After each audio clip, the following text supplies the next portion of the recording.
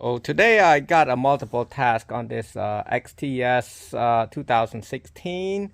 I'm hooking up an amplifier using one of the Android system right here, hooking up the amplifier. So I ran the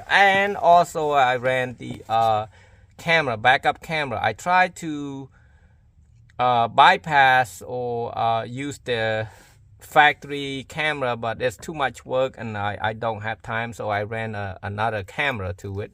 And for doing amplifier, hooking up, you see the rubber boot right there, the boot. I cut it using a knife, cut it and push it out there and have someone grab it from the back. And then I'm going to pry this out. You're gonna have to right there and then just pry it up. You can see I'm doing one hand right now. You just have to go easy. See that? First off, I pry it all out and I hide the wire like so right there. And then right here, I just tap it a little bit. You can snuck it in from the bottom and go in and hide it. You don't have to take everything out. What a lot of people do, they try to take all the panel out. You know how long it takes to do to be successfully doing, I mean, well, if you do it at your home, your house, you got time to do it, but you want to do it as fast as possible, but not to damage or break anything. Oh, usually should take no more than 1 hour for an amp install. So I ran the power, the RCA jack and the remote, and I also ran the little wire right there to the for the camera, backup camera. And now I'm gonna ready to do the ground. So back at the back where I install amp, I'm just installing a GP 2000.2. This is a regular crunch speakers. So I'm gonna zip tie this right here. I haven't do that yet. So you got ground, you got remote from your front, from your radio, and then you got the red wire, which is 12 volt from your battery. I'm gonna show you where I put my ground at, and I using a regular self-tapper screw. I don't have to do something crazy. You know, people say, oh, the best ground, good ground, whatever. This is just an advanced, you know, not the beginner, but more of an advanced where you have to put 2 of them. You don't want to use only 1 of them. So I do have a thicker screw bolt. I don't want to use because it does not require that for a regular. Now, if you got like 215 with the big amp, 4 or 5,000 watt, yes, I would recommend that. So, and then you got a positive, negative to the speaker right there. You want to red is positive and black is negative right there. And then you want to hook it up to the RCA jack from your radio. You want to go to channel 1 and 2, which is an input.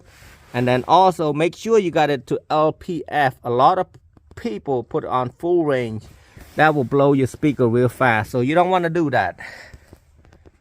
So now I'm working on the fuse holder. I'm using the T-Spec.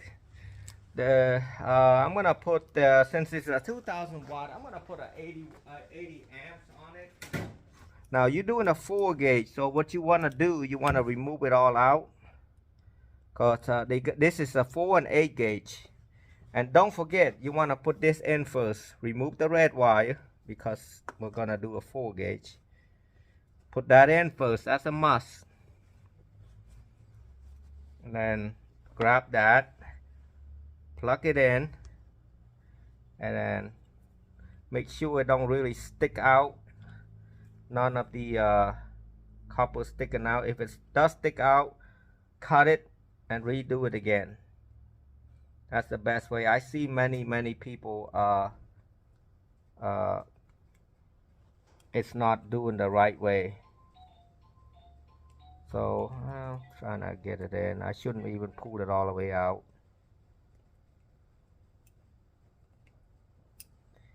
Yeah, it's not good to pull it all the way out. You wanna just oops, got a customer. So after you get it done, just push it in, push it back in. Try to get this black plug in right there. I'm gonna put the fuse holder in there first right there. You want to put that one first, the one with the hook,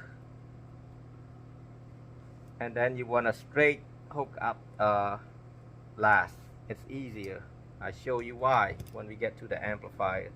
Make sure this is tight enough, and then push it back in there and spin it and then push it out like so. There's more than one way to skin a cow. I hate to say skin a cat, but skin a cow. Now you spin it up like this, leave it about that much, and take this with us. We're going to take the red one out. We're going to go to the front. Now we are at the front right now. You don't want you want it enough where it's not too short or too long for the 4-gauge wire, and then you want to cut right there about no more than 1 inch. So I would do usually about 3/4 of an inch. And then now you want to put this in first. I should have do this first. I should have put this in first, then cut it later. It's easier, so that way that copper won't stick out. So, oh, I missed something.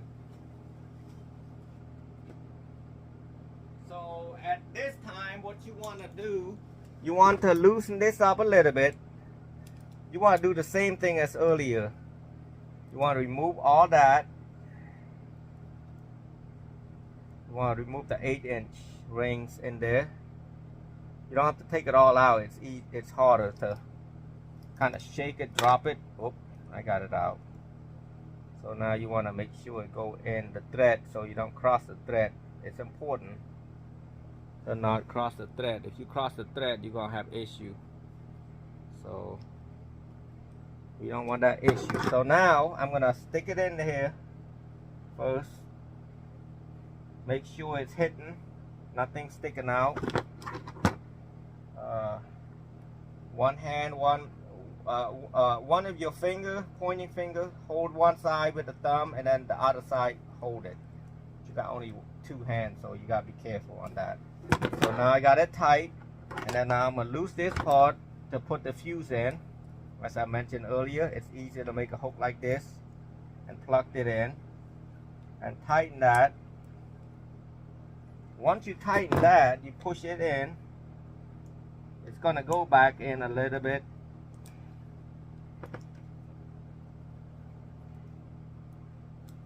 I can't push it in some reason. I know why. It's not in the right spot. Bad teacher.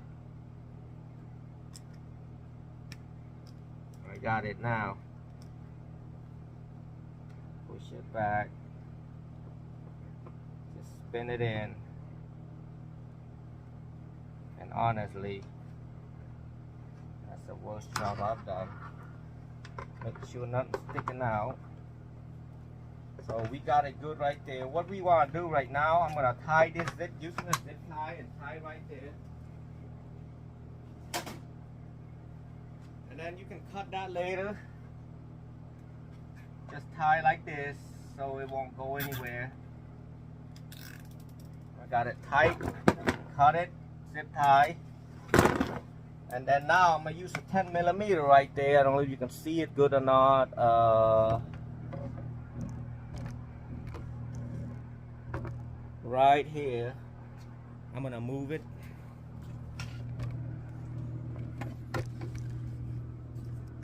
Now,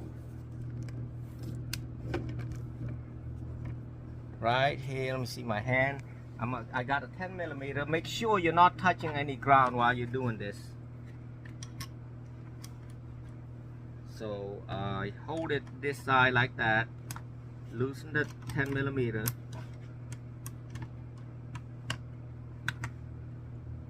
Use your hand, do it, it's easier after you spin a couple spin, maybe a second or third one. Oh, I got it off. I meant to say don't remove it all out yet. It's easier so that way the computer don't have to reboot itself, but I actually did it, but it won't hurt anything. So now usually what I do, I cut this ring out here, right here. I don't want to use it straight, so I'm gonna cut this with this cutter about that much, like a fork, a hook. I'm gonna put it back in there, put the power in first, so So we got power, and then push it in. Now we got power to the amp also right now, but the amp is not going to turn on yet because the remote is not turning on. So it requires remote to turn on in order for the amp to come on. So I'm tightening it right now. A couple spin, maybe 5 or 6 spin right there. Tighten it, depending on how much you lose it. So I got it about tight enough. You don't want it too tight. You want to make sure the battery terminal has still got a good connection. Now, if you want to, you can open this up and cut this a little bit so you can close this, but I don't want to do that. And make sure you hide it pretty good like that. And that's it. That's how it looks right now. Got the wire sticking out a bit, but it's okay.